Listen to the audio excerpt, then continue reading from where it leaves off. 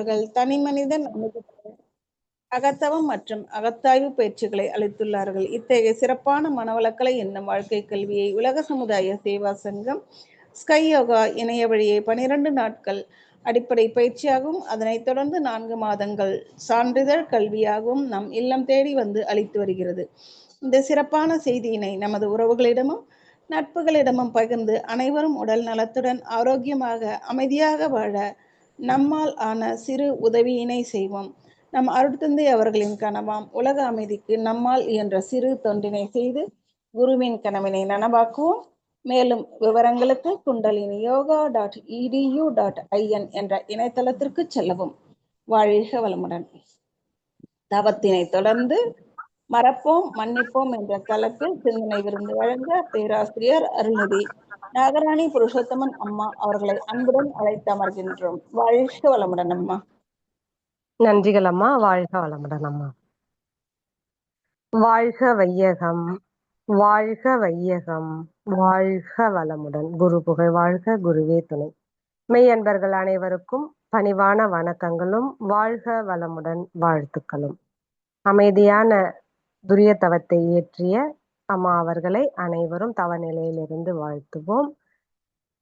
பேராசிரியர் அருள்நிதி லில்லி கோபால் அம்மா அவர்கள் வாழ்க வளமுடன். அம்மா அவர்களும் அவர் தம் அன்பு குடும்பமும் அருட்பேராற்றல் கருணையினால் உடல் நலம், நீலாயுள், நிறை செல்வம், உயர் புகழ், மெய்ஞானம் ஓங்கி வாழ்க வளமுடன், வாழ்க வளமுடன், வாழ்க வளமுடன்.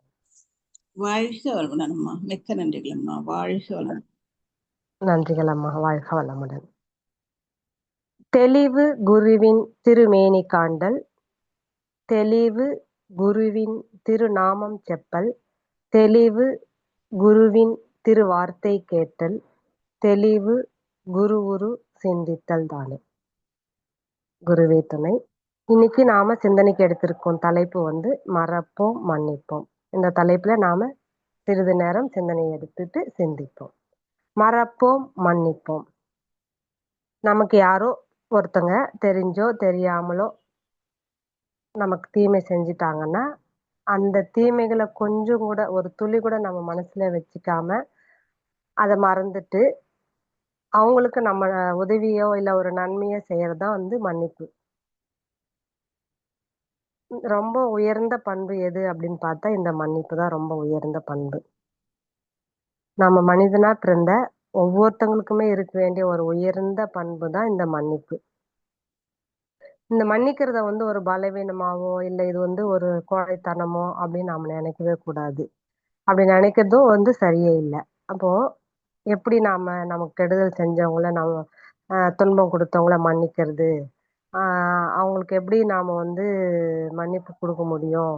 அவங்க நமக்கு துன்பம் செஞ்சாங்க, நாம அவங்களுக்கு ஒரு ஒரு பாடத்தை கற்றுக் கொடுக்கணும் அப்படின்னு நினைக்கிறதே ஒரு பழக்கமாவே இருந்துகிட்டு வருது காலமா. இது இந்த பழி வாங்குற ஒரு செயல் தான் துன்பத்துக்கு காரணமாவே இருது. ஏன் அவங்க செய்யறாங்க அப்படின்னா துன்பம் செய்யறாங்கன்னா இந்த அறியாமை, அலட்சியம், இந்த உணர்ச்சி வசம், இந்த 3 காரணங்களால் தான் அவங்க துன்பமே செய்யறாங்க.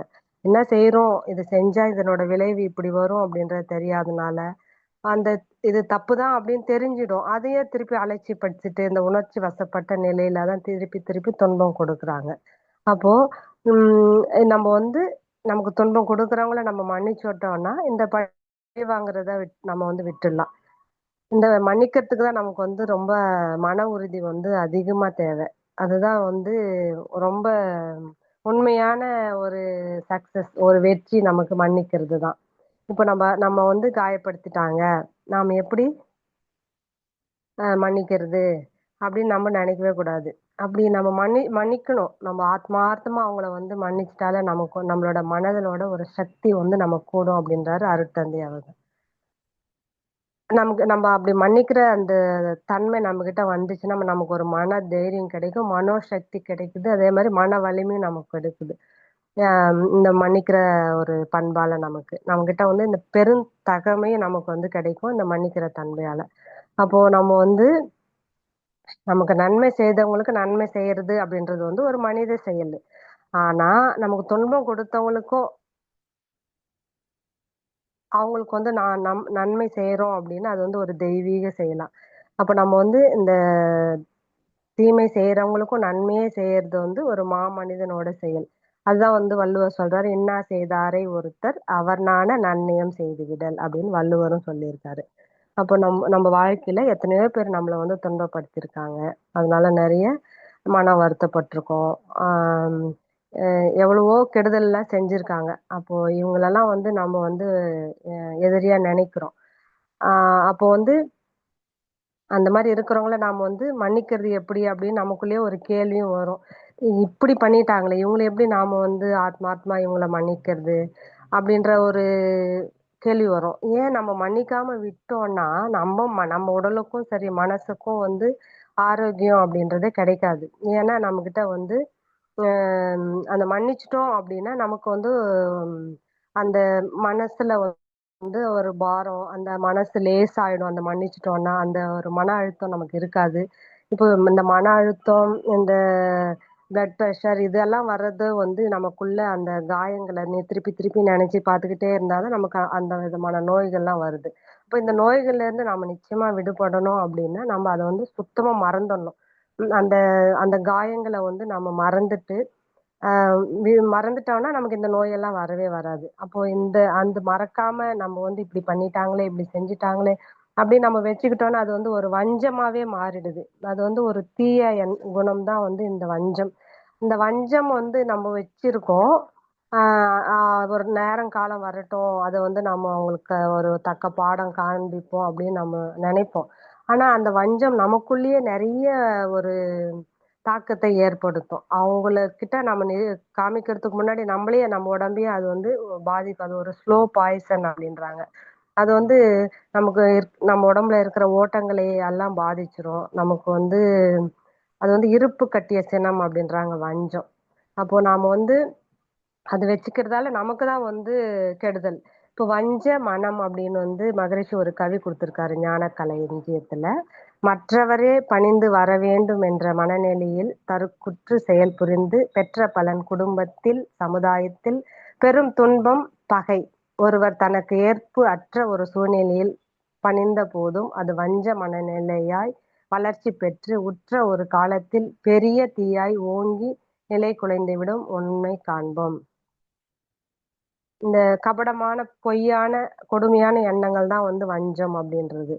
இப்போ சரி குடும்பத்திலயும் சரி சமுதாயத்திலயும் சரி நம்ம வந்து இந்த பகை உணர்வு நமக்கு வருது. ஏன்னா அடுத்தவங்களோட அந்த தன்முனைப்பு, நீ எனக்கு பணிஞ்சு போகணும், நீ இதை செய்யணும், நீ இப்படிதான் இருக்கணும் அப்படின்ற அவங்களுடைய தன்முனைப்பால் தான் நமக்கு வந்து இந்த வஞ்சம் அப்படின்ற எண்ணமே நமக்கு வருது. அது வந்து அந்த தீ குழம்பா அப்படி கொஞ்சம் கொஞ்சமா அந்த தீ வந்து பெரிய தீ குழம்பா வந்து நம்ம வந்து பாதிக்கும். அப்போ வந்து நம்ம பிறரோட அந்த தன்முனைப்பால் தான் நம்ம கிட்ட வந்து இந்த வஞ்சம் உருவாகி நம்ம வாழ்வையே வந்து குலைச்சிடும் அப்படின்னு இந்த கவியில கொடுத்திருக்காரு மகான். அப்போ நம்ம இந்த வஞ்சம் அப்படின்றதையே நம்ம வச்சுக்கிட்டோம்னா நமக்கும் துன்பம் அடுத்தவங்களுக்கும் துன்பம். அந்த வஞ்சம் வராம அதை வந்து நம்ம மன்னிப்பு குணமாக அந்த 6 தீய குணங்களையும் வஞ்சம் வருது. அதை வந்து நம்ம வந்து நற்குணங்களா வந்து மன்னிப்பா நம்ம மாத்திடணும். அப்ப மாத்தும் போது நம்ம உடல் அளவிலையும் மனசளவிலும் நமக்கு வந்து எந்த ஒரு பாதிப்புமே நமக்கு வராது. இது வந்து எப்படி யாரால முடியும்னா மாண்புமிகு மனிதனாலதான் இந்த மன்னிக்கிற தன்மையே கிடைக்கும் அப்படின்றாரு நம்மளுடைய மகான். நம்ம இறைநிலையை அடையிறது தான் நம்மளுடைய வாழ்வின் நோக்கம். அப்ப நமக்கு வந்து இந்த மன தூய்மை ரொம்ப முக்கியம். அப்போ இந்த மன்னிக்கிற பண்பு நம்ம கிட்ட இருந்தால்தான் அந்த மன தூய்மை கிடைக்கும். அப்போ நம்ம மன்னி அந்த மன தூய்மை கிடைச்சாதான் நம்ம இறைநிலையை உணர முடியும். அப்போ பாடல் ஒண்ணு இருக்கும். ஆஹ் மன்னிக்க தெரிந்த மனிதனின் உள்ள மாணிக்க கோவில் அப்படின்னு ஒரு பாடல் வரி கேட்டிருக்கோம் நம்ம. அந்த மாதிரி நம்ம மன்னிக்க தெரிஞ்ச மனம் நமக்கு வேணும். இப்போ குழந்தையும் தெய்வமும் ஒண்ணு அப்படின்னு சொல்லுவாங்க. இதுக்கு என்ன காரணம் அப்படின்னு பார்த்தோம்னா குழந்தைய வந்து அடிச்சிருவோம். அடிச்சு அந்த குழந்தை வந்து திருப்பி நம்மள அடிக்காது, கோவப்படாது.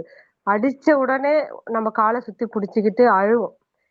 என்னை அடிக்க கூடாது அப்படின்னு சொல்லிட்டு. ஏன்னா அது வந்து இந்த அதுக்குள்ள எதுவும் அம்மா அடிச்சிட்டாங்க அப்படின்ற அந்த அந்த பழி வாங்குற குணமோ அந்த மாதிரி எந்த இதுவுமே தெரியாது. அம்மா அடிச்சிட்டாங்க, அம்மாவை நம்ம பிடிச்சிக்கிட்டோம்னா அம்மா நம்மளை திருப்பி அடிக்க மாட்டாங்க, அம்மாவை நம்ம போய் கட்டி பிடிச்சிக்கணும் கொஞ்சணும் அப்படின்னு அந்த குழந்தை வரும்.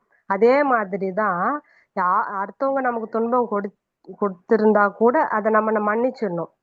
அந்த மாதிரி ஒரு குணம், அந்த குழந்தை குணம் நம்ம கிட்ட வந்துச்சுன்னா இந்த வஞ்சமும் நமக்கு வராது, இந்த மன்னிக்கிற அந்த பண்பும் நம்ம கிட்ட வந்து தானாவே வந்துரும். அந்த மாதிரி இருக்கணும். அதுதான், அதனாலதான் அந்த குழந்தையும் தெய்வமும் ஒண்ணு அப்படின்னு சொல்லுவாங்க. அப்புறம் பார்த்தோம்னா இந்த மன்னிக்கிறதுக்கு தான் வந்து நமக்கு ஒரு ஒரு பெரிய தியாக உள்ளம் வேணும். மன்னிப்பது எப்படி ஒரு உயர்ந்த பண்போ, அதை விட ரொம்ப உயர்ந்த பண்பு என்ன அப்படின்னு பார்த்தோம்னா மன்னிப்பு கேட்கறது. நான் எப்படி அடுத்தவங்ககிட்ட மன்னிப்பு கேட்கறது அப்படின்னு நம்ம நினைக்கவே கூடாது. நம்ம செஞ்சிட்டோம், நம்ம ஏதோ தெரிஞ்சோ தெரியாமலையோ தப்பு செஞ்சுட்டோம், உடனே அவங்க கிட்ட நம்ம வந்து மனசார மன்னிப்பு கேட்கணும். அதுக்கு மகாவீரர் சொல்றாரு ஒரு வரி, மன்னிப்பு கேட்பதன் மூலம் அன்பு செய்யும் குணம் உண்டாகும், அக்குணத்தின் மூலம் அச்சம் அகலும், தூய்மை பெருகும் அப்படின்றாரு. இந்த மன்னிப்பு கேட்கறதால நம்ம கிட்ட அன்பு செய்யற குணம் உண்டாகுமா, அந்த குணத்தின் மூலமா நம்ம கிட்ட அச்சம் அந்த பயம் போயிடும், நம்ம கிட்ட தூய்மையும் பெருகும்னு மகாவீரர் சொல்றாரு. அது இப்ப மன்னிப்பு அப்படின்றதுக்கு அவரு இது ஒரு வாக்கியமாவே கொடுத்திருக்காரு. அப்போ நமக்கு தீமை செஞ்சவங்களையும் நம்ம வந்து நம்ம நம்ம செஞ்ச நன்றிகளை மறந்துட்டு நமக்கு தீமை செய்யறாங்கன்னா அவங்கள நாம வந்து மன்னிச்சிடணும். அப்போ நம்ம தப்பு செஞ்சுட்டோம் அப்படின்னு நம்ம மனசுக்கு பட்ட உடனே நம்ம வந்து அவங்க கிட்ட மன்னிப்பு கேட்கணும். இது வந்து ரொம்ப அவசியம். அப்பதான் நம்ம வந்து நம்ம மனம் வந்து அமைதி கிடைக்கும் நமக்கு. இந்த கர்வம், வெறுப்பு, பொறாமை, அப்புறம் கோவப்படுறது, இந்த குணங்கள் தான் வந்து அடுத்தவங்களுக்கு துன்பம் கொடுக்கறதுக்கு காரணம். சப்போஸ் நம்ம என்ன செஞ்சிரோமோ அதுக்கு வந்து ஒரு விளைவு உண்டு. அதுதான் இறைநீதி. நம்ம செய்யற செயலுக்கு ஏத்த விளைவு கண்டிப்பா உண்டு. அதுதான் வந்து நமது ஆசான் அருட்தந்தை அவர்கள் சொல்றாங்க. எண்ணம், சொல், செயலால வந்து நாம யாருக்கும் துன்பம் கொடுக்க கூடாது அப்படின்றாரு. ஏன்னா எண்ணம் தான் சொல்லாகுது, சொல் தான் செயலாகுது. அந்த செயல் செய்யறதால நமக்கு ஒரு விளைவு ஏற்படுது. அந்த விளைவால நமக்கு ஒரு பதிவு செய்யுது. அப்ப நல்ல பதிவு நம்ம பெறணும்னா நல்லவையே எண்ணணும், சொல்லணும், செய்யணும். அப்ப நம்ம நல்லதே செய்யணும். அப்ப அதுதான் நமக்கு நல்லது. வள்ளுவர் கூட சொல்றாரு, பிறர்க்கின்னா முற்பகல் செய்யின், தமக்கன்னா பிற்பகல் தாமே வரும். நம்ம என்ன செய்யறோமோ அது நமக்கு திருப்பி உடனே வரும். அப்பெல்லாம் சொல்லுவாங்க அடுத்த ஜென்மத்துலதான் நமக்கு கிடைக்கும். இப்ப வந்து உடனே உடனே முற்பகல் செஞ்சா பிற்பகல் கிடைக்கும். அது என்ன செய்யறோமோ அது விளைவு நமக்கு இறை நீதியா நமக்கு வந்து கிடைக்கும். இப்ப அந்த மாதிரிதான் நம்ம வந்து பார்க்கணும். ஒரு ராஜா வந்து, ஒரு நாட்டுல ஒரு ராஜா மக்கள் ஏதாவது தப்பு செஞ்சுட்டாங்கன்னா அவர் வந்து ஒரு தண்டனையை என்ன ஒரு பண்ணுவாரு அப்படின்னா, அவர் ஒரு 10 வேட்டை நாய்களை வளர்த்து வச்சிருப்பாரு. யாரு தப்பு செஞ்சாங்களோ அவங்கள தூக்கி அந்த நாய்களுக்கு இரையா போட்டுருவாரு. இதே மாதிரிதான் எப்பவுமே அவர் பண்ணிக்கிட்டே இருப்பாரு. அவர்கிட்ட ஒரு 10 வருஷமா வேலை செஞ்சுக்கிட்டு இருந்த ஒரு சேவகன் வந்து ஏதோ தப்பு பண்ணி இப்ப தப்பு பண்ணிட்டாங்க அப்படின்னு தெரிஞ்ச உடனே அவர் கூப்பிட்டு உத்தரவு போடுவாரு, இவனை தூக்கி அந்த நாய்களுக்கு இரையா போட்டுருங்க அப்படின்னு சொல்லிட்டு. உடனே அந்த சேவகன் வந்து காலை பிடிச்சி அழுவானாம். நான் வந்து உங்ககிட்ட 10 வருஷமா வேலை செஞ்சிருக்கேன், சேவை செஞ்சிருக்கேன், நீங்க வந்து இந்த மாதிரி போட்டுறாதீங்க, மன்னிச்சிருங்க அப்படின்னு எவ்வளவோ அழுவானாம். இல்ல, நீ வந்து தண்டனை உனக்கு கொடுத்துட்டேன் அப்படின்னு சொல்லிட்டாரு அவரு. சரி, எனக்கு ஒரு 10 நாள் மட்டும் அவகாசம் கொடுங்க அப்படின்னு அவரு கெஞ்சி கூத்தாடுன்னு உடனே ராஜா வந்து சரி 10 நாள் தானே, சரி ஓகே அப்படி சொல்லிட்டாராம். உடனே அந்த சேவகன் வந்து அந்த 10 நாய்கள் வந்து பராமரிக்கிற பராமரிப்பு செய்யற அவங்க கிட்ட போயிட்டு கெஞ்சுவாராம், இந்த 10 நாள் எனக்கு இங்க கொடுங்க வேலை, நான் வந்து அந்த நாய்களை பராமரிக்கிறேன் அப்படின்னு சொல்லிட்டு அந்த நாய்களை குளிப்பாட்டுறது, சாப்பிட வைக்கிறது, அவங்களோடயே அந்த 10 நாள் அந்த சேவகன் வந்து கழிச்சுட்டான். 10 நாள் முடிஞ்ச உடனே ராஜா கூப்பிட்டு தண்டனையை நிறைவேத்துங்க அப்படின்னு சொன்னாங்க. உடனே தூக்கி அந்த நாய்களுக்கு இரையா போட்டாங்க. உடனே அந்த நாய்கள்லாம் என்ன பண்ணுச்சுன்னா கடிக்காம அந்த சேவகனோட கொஞ்சி விளையாடிக்கிட்டு இருந்ததாம். உடனே ராஜாவுக்கு என்ன இது இப்படி ஒரு இதுவா இருக்கே அப்படின்னு சொல்லிட்டு அவருக்கு ஆச்சரியமா போயிடுச்சாம். அப்போதான் அவருக்கு உணர்ந்ததாம், அவர் வந்து 10 வருஷமா நம்ம கூட செஞ்சிருக்கான், நல்லதெல்லாம் செஞ்சிருக்கான், அதெல்லாம் மறந்துட்டோம்.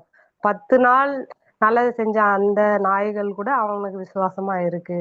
நாம வந்து அவன் மன்னிச்சிருங்க மன்னிச்சிருன்னு கேட்கும்போது நம்ம மன்னிக்கவே இல்லை அப்படின்னு அந்த ராஜா உணர்ந்து திருந்தினாராம். இந்த கதை மூலமா நாம தெரிஞ்சுக்கிட்டோம்.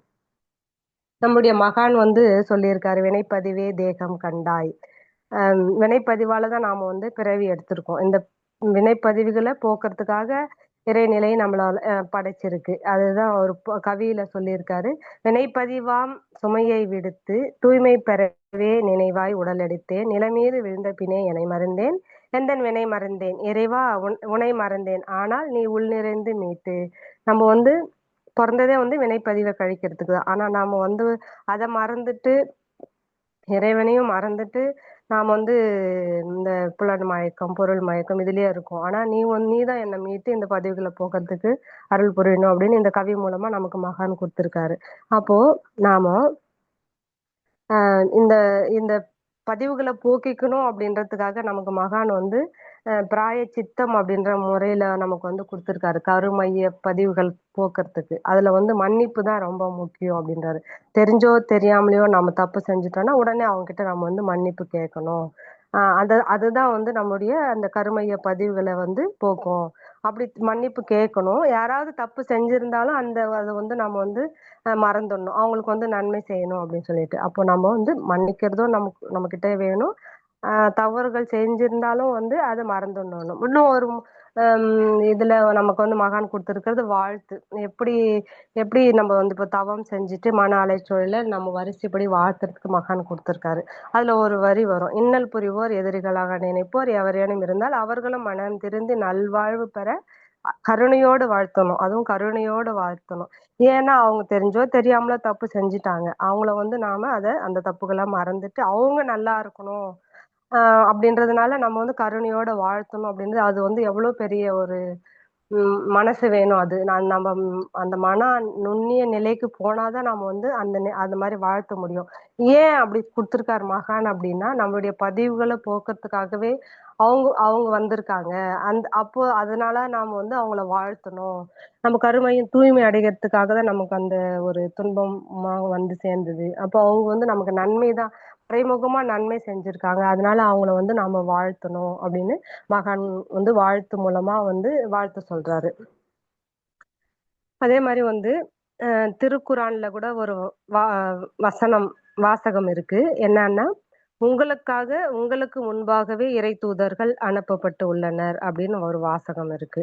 அதாவது நம்மளுடைய மைய பதிவுகளை போக்குறதுக்காக இந்த இறை தூதர்கள் வந்து நமக்கு வந்து முன்னாடி அனுப்பி நம்ம பதிவுகளை போக்குறதுக்காக அனுப்பியிருக்காங்க அப்படின்னு தான் இந்த வாசகம் நமக்கு உணர்த்தி இருக்கு. இப்போ இயேசு பெருமானை வந்து சிலுவையில அறைஞ்சாங்க. எப்படின்னா ரொம்ப துன்பம் கொடுத்து எவ்வளவோ சித்திரவதையெல்லாம் செஞ்சு அவரை வந்து சிலுவையில அறைஞ்சாங்க. அப்போ இயேசு பிரான் வந்து என்ன கேட்கிறாருன்னா, பரமண்டலத்தில் இருக்கும் பிதாவே, இவர்கள் செய்யறது இன்னது அப்படின்னு தெரியாம செய்யறாங்க, இவங்கள அனைவரும் நீங்க மன்னிச்சிருங்க அப்படின்னு வேண்டுறாரு. பரமண்டலத்துல இருக்கிற பிதா கிட்ட எவ்வளோ ஒரு பெருசு, எவ்வளோ ஒரு கொடுமைகள் செஞ்சா கூட இவங்க என்ன செய்யறாங்கன்னு இவங்களுக்கே தெரியல, அதனால நீங்க வந்து இவங்கள மன்னிச்சிருங்க அப்படின்னு அவர் வந்து வேண்டுறாரு. அதுதான் வந்து அந்த மன்னிப்பினோட அந்த பெரிய ஒரு பண்பு. ஒரு கதை. பாலைவனத்துல வந்து ரெண்டு ரெண்டு நண்பர்கள் வந்து பாலைவனத்துல நடந்து போயிட்டே இருக்காங்க. ரெண்டு பேரும் பேசிக்கிட்டே போகும்போது ரெண்டு பேருக்குள்ள ஏதோ ஒரு வாக்குவாதம் வந்து ஒரு நண்பர் வந்து இன்னொரு நண்பரை கன்னத்துல பலான்னு அரைஞ்சிட்டாரு. உடனே அந்த அறை வாங்கின அந்த நண்பன் வந்து மணல்ல உட்கார்ந்து, இன்று என் உயிர் நண்பன் என் கன்னத்தில் அறைந்து விட்டான் அப்படின்னு வந்து எழுதுறாராம். அதுக்கப்புறமா திருப்பி நடந்து ரெண்டு பேரும் ஒண்ணா செஞ்சு, என்ன ஃப்ரெண்ட்ஸ் இல்லையா, ரெண்டு பேரும் சேர்ந்து ஒண்ணா போயிட்டே இருப்பாங்களாம். ரொம்ப தண்ணி தாகம் எடுக்குமா அவங்களுக்கு. அப்போ தண்ணி வேணும் அப்படின்றதுக்காக தண்ணி இருக்கிற இடத்த நோக்கி போவாங்களாம். உம் அது ஒரு குகை. அங்க போய் தண்ணி குடுக்கணும்னு போகும்போது அந்த அறை வாங்கின நண்பன் வந்து அந்த தண்ணிக்குள்ள அந்த குகையில வந்து சிக்கிக்கிட்டான், புதை குகையில. அப்போ இந்த அடிச்ச நண்பர் வந்து எப்படியோ சாமர்த்தியமா அந்த காப்பாத்தி மேல கொண்டு வந்துட்டாங்க. உடனே அந்த நண்பர் வந்து ஒரு ஒரு பெரிய கல்லு, அதுல சின்ன இன்னொரு கல்லு எடுத்து அதுல வந்து எழுதுறாராம்: இன்று என் உயிர் நண்பன் என் உயிரை காப்பாற்றினான் அப்படின்னு சொல்லிட்டு எழுதுறாராம். இதுல என்ன அப்படின்னு பார்த்தோம்னா, தப்பு செஞ்சதை வந்து அந்த மணல்ல எழுதும்போது காத்தடிச்சு அது போயிடும். ஆனா கல்லுல எழுதும்போது அது போகாது. யாராவது நமக்கு துன்பம் கொடுத்துட்டாங்கன்னா உடனே அதை நம்ம மறந்துடணும். நன்மை செஞ்சிருக்காங்கன்னா அதை நம்ம மறக்கவே கூடாது அப்படின்றதுக்கு தான் இந்த கதை. திருக்குறள் இன்னா செய்தாரை ஒருவர் இன்னா செய்தாருக்கும் இனியவை செய்யாக்கால் என்ன பயத்தோ சார்பு. திருக்குறள். துன்பங்கள் வந்து கொடுக்கறவங்களுக்கும் நாம நன்மையே செய்யணும். அப்படி செய்யலைன்னா அது வந்து சான்றோர் அழகே இல்லை அப்படின்னு வள்ளுவர் வந்து இந்த குறளுக்கு விளக்கம் கொடுத்திருக்காரு. அப்போ வந்து அவங்க துன்பம் கொடுத்துட்டாங்கன்னா அவங்களுக்கு வந்து நம்ம நன்மையே செய்யணும் அப்படின்றதுதான் வந்து வள்ளுவரும் சொல்லியிருக்காரு. அப்போ அதை வந்து மன்னிச்சிடும். நம்ம அந்த துன்பத்தையும் நம்ம வந்து மன்னிச்சிடணும். இப்போ பதிலுக்கு பதில் அப்படின்னு நம்ம இறங்கவே கூடாது. அவங்க கெடுதல் செஞ்சிருந்தாலும் நம்மளுடைய அந்த தன்மை, அந்த வயத்தை, அந்த இயல்பை நம்ம வந்து கோபமா வெளிப்படுத்தாம நம்ம வசம் இயக்காம நாமளா இருந்து அதை நம்ம வந்து மன்னிச்சிடணும். இன்னும் ஒரு படி மேல போயிட்டு அந்த தீமை செஞ்சவங்களுக்கும் நாம வந்து நன்மையே செஞ்சிடணும். அந்த ஒரு பண்பை வந்து நாம வந்து வளர்த்துக்கணும். அப்போ வந்து எவ்வளவோ நான் பொறுமையா தான் இருந்தேன், என்னை கோபத்துக்கு ஆளாக்குனாங்க அப்படின்னு சொல்றதெல்லாம் வந்து ரொம்ப போய். இந்த கோபம் அப்படின்றது மற்றவங்க செய்யற தப்புக்கு நமக்கு நாமே கொடுத்துக்கிற தண்டனை தான் இந்த கோபம் அப்படின்றது. அப்போ நாம வந்து அதை வந்து நம்ம மன்னிச்சிட்டோம்னா நம்ம கிட்ட இந்த கோபம்ன்ற குணமே வராது. அப்போ நம்ம வந்து அந்த குற்றம் குறைகளை வந்து நம்ம மன்னிச்சிடணும். எதுக்கு நாம வந்து மகான் வந்து சொல்றாரு, 5 எழுத்து 5 கொள்வோம் அப்படின்னு கவி மூலமா. குற்றம் குறை பகை கோள் சொல்லல் வஞ்சம் 5ம் ஒழித்து நற்றவம் நட்புணர்வு நலம் பிறருக்கு செய் தகுதி ஞான நெறி நாட்டமொடு மன்னிப்பு 5ம் பெற்று அதன்படி வாழ்ந்தால் பேரற வாழ்வாகும். அது கற்றிடுவோம் கற்றபடி வாழ்ந்திடுவோம் கருமைய தூய்மை கொண்டு. இப்போ குற்றம் குறை, அப்புறம் பகை, அப்புறம் கோல் சொல்றது, வஞ்சம். இப்போ வஞ்சம் தான் நிறைய இவ்வளவு நேரம் நம்ம பார்த்தோம். இந்த 5 நம்ம கிட்ட இருந்தா நம்மளையும் அது வந்து கெடுக்கும், அடுத்தவங்களுக்கும் கெடுக்கும். அப்ப அந்த 5யுமே நம்ம ஒழிச்சிடணும் நம்ம கிட்ட இருந்து. குற்றம் குறை பகை கோல் சொல்லல் வஞ்சம், இந்த 5த்தையும் நம்ம ஒழிச்சிட்டு என்ன 5 நம்ம வச்சுக்கணும் அப்படின்னா நற்றவம் நட்புணர்வு நலம் பிறருக்கு செய் தகுதி ஞான நெறி நாட்டமோடு மன்னிப்பு. இப்போ இந்த 5யும் நம்ம வந்து வச்சுக்கிட்டோம் அப்படின்னு நம்ம வச்சுக்கணும். நம்ம அதன்படி வாழ்ந்தோம் அப்படின்னா நம்மளுடைய இதுதான் ஒரு பேரற வாழ்வு.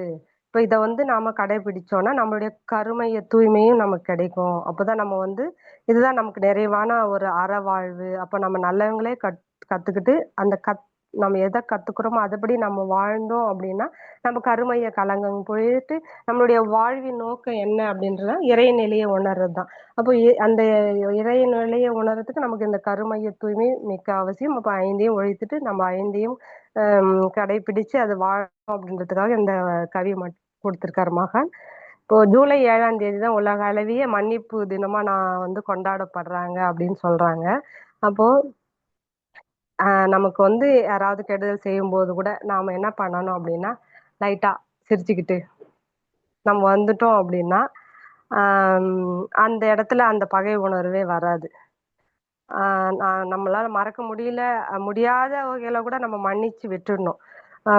அதே மாதிரி அந்த மறக்க முடியல அப்படின்னு நினைக்காம அதை வந்து நம்ம மறந்துடணும். அதனால அந்த மாதிரி நம்ம இருந்தோம்னா நம்மளுடைய வாழ்க்கையும் வந்து அமைதியா நம்மளுடைய வாழ்வின் நோக்கம் எதுக்காக நம்ம வந்திருக்கோம், எதை நம்ம உணரணும், எதை அடையணும் அப்படின்றத நோக்கத்தை நம்ம வந்து நினைச்சோம்னா இதெல்லாம் வந்து நம்ம பெரிய விஷயமாவே எடுத்துக்காம நம்ம வந்து இருக்கும்போது நம்ம வந்த நோக்கம் நமக்கு நிறைவேறும். அப்போ இந்த வந்து மறந்துடணும் மன்னிக்கணும் இந்த இயல்பை வந்து நாம நமதாக்கிக்கிட்டோம்னா நம்ம வாழ்வு வந்து பிரகாசமா இருக்கும்.